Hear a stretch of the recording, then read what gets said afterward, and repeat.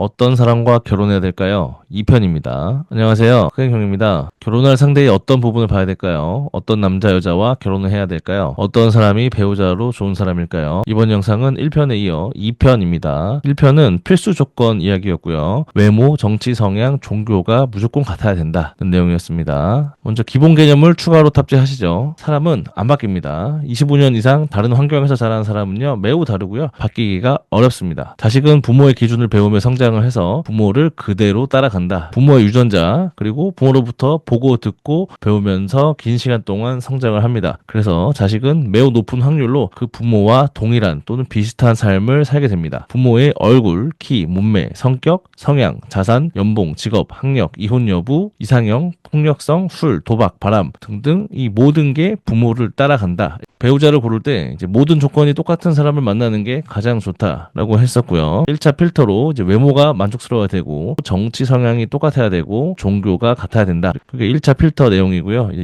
2차 필터는 그 다음으로 어떤 부분을 봐야 되는지 알려드릴게요. 첫 번째, 화목한 가정에서 자란 사람을 만나세요. 가족 간에 서로 사랑하고 존중하고 대화가 많고 뜻이 통하고 잘 지낸다. 이게 화목한 가정이라고 볼 수 있습니다. 물론 한 번도 안 싸우고 뭐 이런 건 아니죠. 싸우고 다투고 하지만 또 해결도 하고 이렇게 서로 존중하고 사랑하니까 이게 화목한 가정입니다. 이런 안정적인 분위기에서의 성장은 긍정적인 성격, 웃음, 유머 감각, 높은 자존감으로 이어지고요. 얼굴도 그에 맞게 밝고 호감형이 됩니다. 그리고 사랑을 받아본 사람만이 사랑을 줄 압니다. 부모가 자식한테 사랑을 계속 주는 집안에서 자란 자녀는 나중에 연인이나 부부나 또 자녀한테도 사랑을 줄 수 있습니다. 사랑을 안 받아본 사람은요, 어떻게 줘야 되는지 몰라. 이게 화목하지 않은 가정, 문제가 있는 가정의 예가 뭐냐면 이혼, 손부모, 폭력, 알코올 중독, 술, 도박, 바람, 자주 싸우는 이런 가정에서 자라는 거는 문제가 됩니다. 우리나라 가정의 한 70%는 화목하지 않고 문제가 있어 보여요. 그러니까 화목한 가정 출신이다. 그거는 이미 상위 30%의 조건에 들어간다. 그리고 이게 뭐가 문제가 되냐? 평상시에는 이걸 숨길 수 있거든요. 아니 그렇게 하지 않을 거야라고 뭐 생각하면서 저런 가정에서 자라면은 이제 결핍이나 뭔가 문제가 있거든요. 근데 그 문제가 평상시에는 안 나오더라도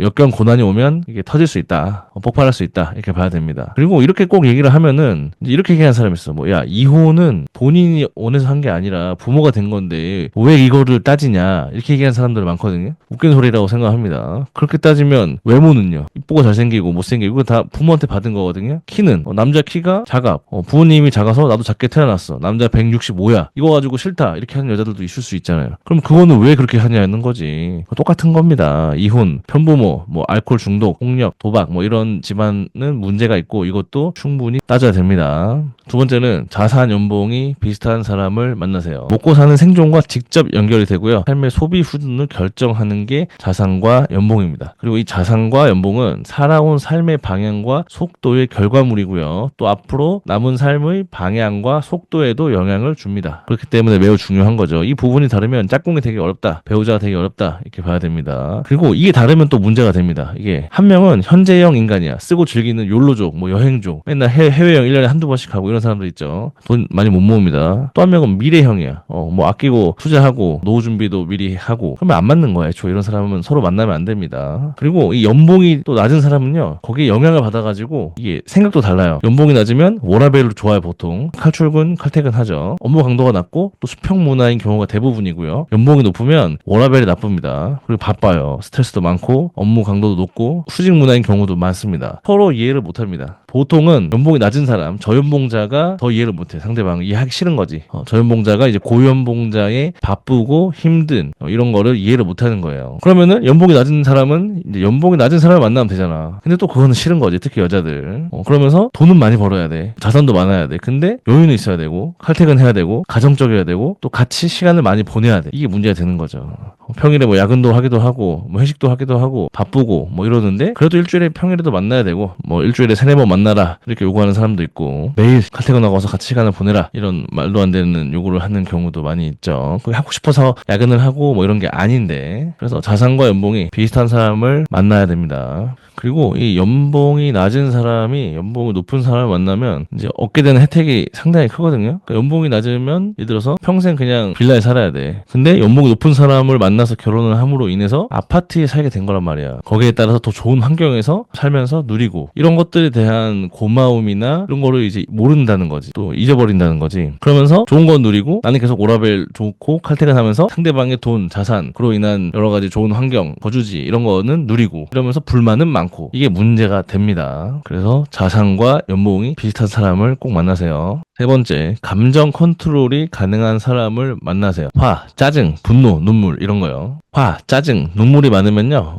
보통 부정적이고 정신, 멘탈에 문제가 있을 확률이 매우 높습니다. 그리고 같이 있으면 나도 안 좋은 영향을 받을 수 있으니까 피하는 게 좋습니다. 그리고 여기서 문제가 되는 거는 여기에 더해서 감정 컨트롤 제어가 안 되면 그거는 이제 결격 사유입니다. 배우자나 연인의 결격 사유. 툭하면 화낸다. 툭하면 짜증내고 신경질 내고 떽떽거리고 고함 지르고 이러면은 그냥 바로 즉시 손절하세요. 고민할 필요가 없습니다. 그리고 뭐 화나서 만약에 물건을 던진다. 그냥 바로 끝내는 거야. 그 자리에서. 뭐 물컵을 던졌다. 젓가락, 숟가락, 뭐 칼을 던졌다. 이거 바로 그냥 손절해야 됩니다. 결혼하면은 목숨이 위험할 수 있어요. 그리고 눈물이 많다. 뭐 우울증, 낮은 자존감, 툭하면 자살하겠다. 뭐 술 먹고 자살한다 이러고 핸드폰 꺼버리고 이런 사람이 있을 수 있죠. 이 사람도 바로 손절해야 돼. 나중에 헤어지는 것도 어렵거나 문제가 될 수 있습니다. 또는 헤어졌는데 상대방 자살을 했다. 상당히 피곤해지죠. 이런 사람은 애초에 걸러야 됩니다. 근데 이 감정 컨트롤이 결국에는 가능한 사람을 만나라 이건데 일반적으로는 이제 보통 큰 회사, 대기업을 다니거나 후직 문화 또는 군대 문화가 있는 회사를 한 5년, 10년 이상 다닌 사람이면 이제 감정 컨트롤이 잘 될 확률이 높습니다. 왜냐하면 이제 대기업 같은 경우에는 사람 뽑을 때 이제 인적성 다 시험 보고 쪽 면접 다 보고 나서 조금이라도 이상하면 다 거르거든요. 그리고 나서 물론 이제 거기도 이상한 사람이 섞여 있겠죠. 일부는. 그래도 이 조직 내에서 다 걸러집니다. 또